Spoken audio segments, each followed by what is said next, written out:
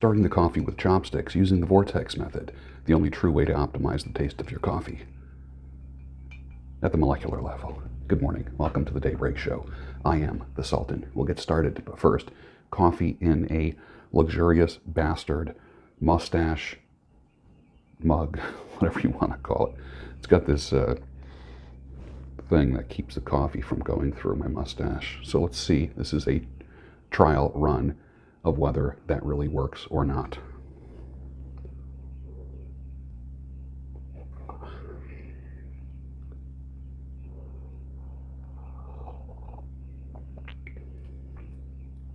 It actually does. It actually works. No coffee on the mustache.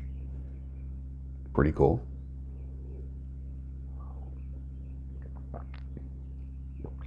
I like it, and I would imagine this would work well for beer, although I'm not huge on drinking beer from a ceramic mug, but for coffee or tea, this is really good. I don't know if these are for sale anywhere. If they are, I'll find out and put a link below. And I do welcome David to comment in the comment section if he has these for sale. So, David, go for it.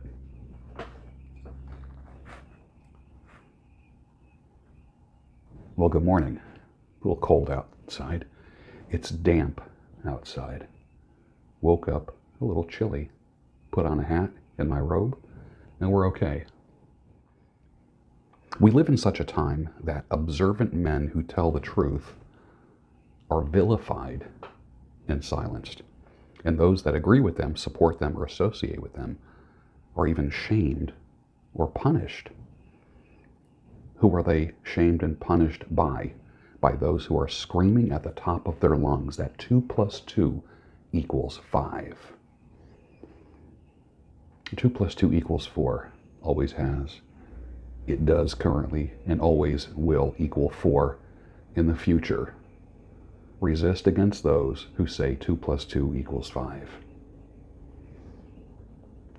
U.S. citizens who were born and raised in communist countries, I know some of those, say that they clearly recognize what's happening here and they see the signs of a country slipping into socialist, communist tendencies.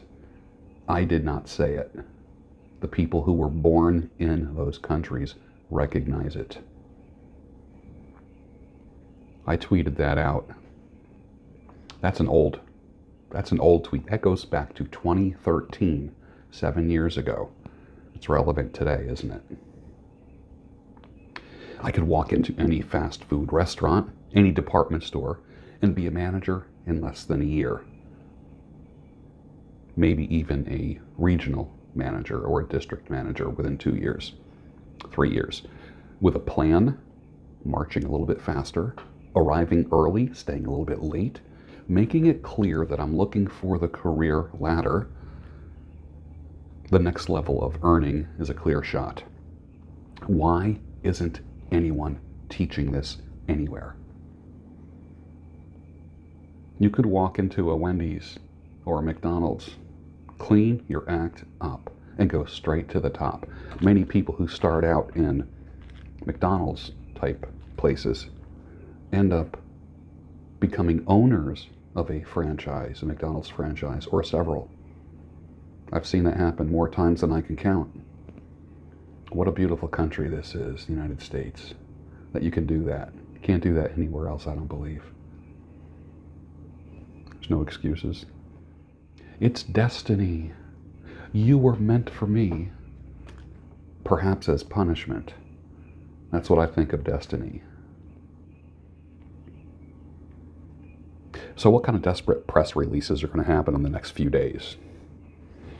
Saw yesterday now. The you-know-what is a mystery illness that targets children.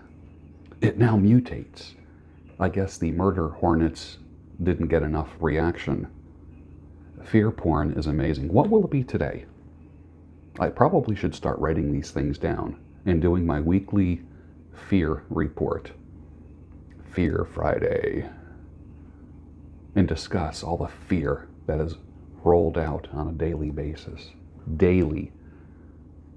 Sometimes 2 or 3 times a day. What can you be afraid of today? Turn off the news. The news is a fear delivery system.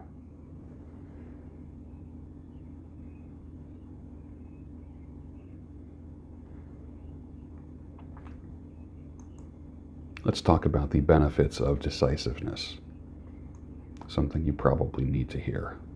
The benefits of decisiveness. I wrote this essay in 2013. Go ahead and choose. Choose now. Don't just sit there. Make a decision. We've heard statements like these a million times. How many of us flounder because we have irons in the fire or unfinished train sets in the basement? That was a thing when I was young. People would you'd start with an oval, and you had your train, your toy train that just goes around. And then you would build mountains and tunnels and towns. And it was usually done on a 4x8 piece of plywood. And in the 60s and 70s, there used to be what we call unfinished train sets in the basement, where people started a project, but they never finished it.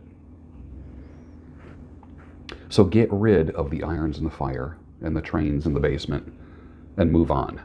You're saying, I know, someday I'm going to, and you fill in the blank, waiting for a return phone call or someone to get back to you. Well, I'm waiting for them to get back to me. The ball's in their court. No, the ball is in your court. You make the call. You make the call. For the decisive person, there's no such thing as the ball is in their court. That's no longer an acceptable explanation. Be bold. Make your decision. Have a nagging issue. Take responsibility for it. Make a decision. You are the one who's letting it nag you. Need to make a phone call? Do it. Relationship no longer working? Make a decision. Be bold. Some of you are on the verge of leaving a relationship. I'm not opposed to that. Some of you are on the verge of leaving a marriage. I'm not opposed to that. Some people are just so anti-divorce. I'm anti-divorce if it's just for stupid reasons that can be fixed. But I've always said it's easier and better, preferable, to save the man than it is to save the marriage. What if you married the wrong person? Seriously, what if you are not the same person now that you were when you got married? You're not. You might have gotten married for the wrong reasons. Don't think just because you've hung in there for 20 years that it was the right thing to do. Maybe you're just a hang in there aholic and always stay with things that don't work. I guarantee you there's things that you've persevered and hung in there because you were indecisive. And whoosh, 10 years goes by, 20 years goes by, just like that. And someone says, you should try to save your marriage. You can't save something that never should have happened in the first place. I know I'm only talking to a certain percentage of you. For the most part, I am pro-marriage. I am. Personally, I'm pro-marriage.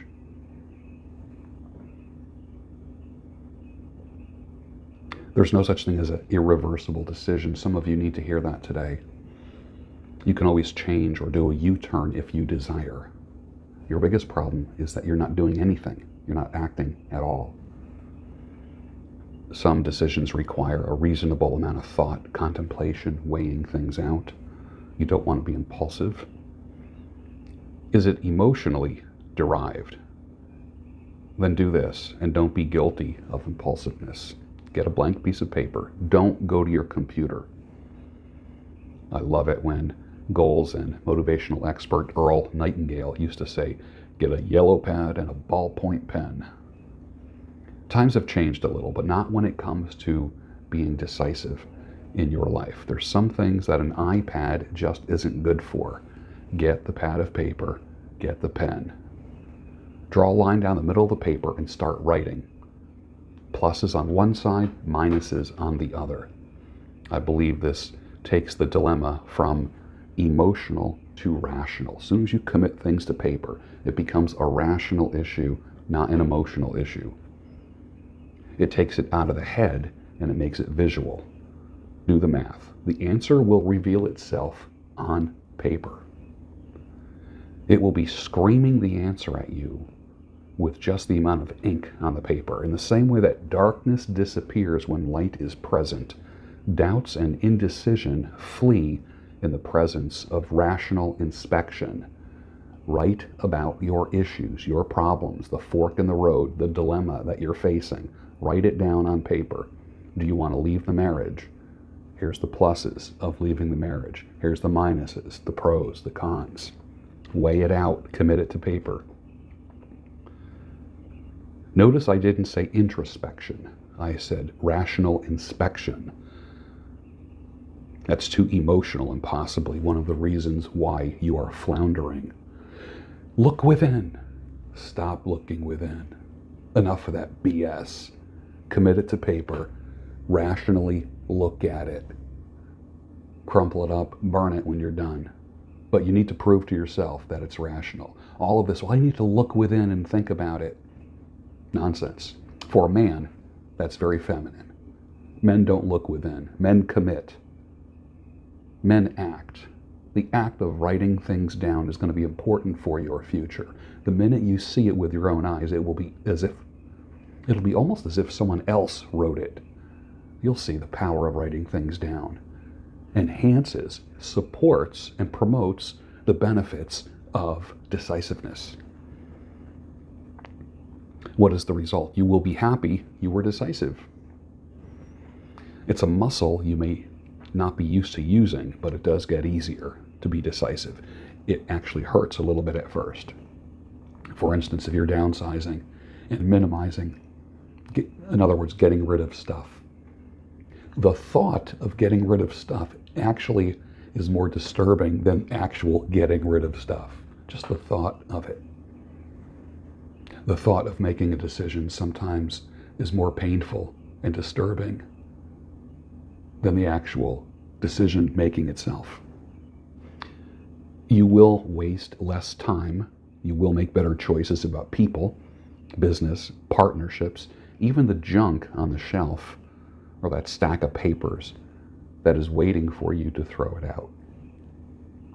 Decisiveness is a beautiful thing, my friends. Nothing can stand in the way of a man or a woman who has their mind made up, and let that person be you. And with that, finish your coffee, and I'll see you tomorrow on the Daybreak Show, your home of sanity, clarity, and reason. Just out of bed, here I am Sunday morning, threw on a cap. This is the t-shirt that I slept in.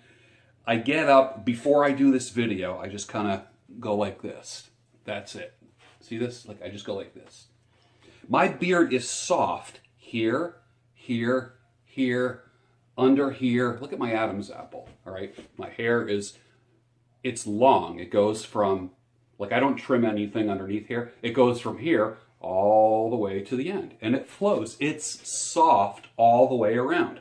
If I went and got this trimmed, like took the clippers and went zzz, down that way and just kind of did one of these things, or kind of cheese wedged it, kind of like at this angle, then I'm going to get this, the prickly stuff.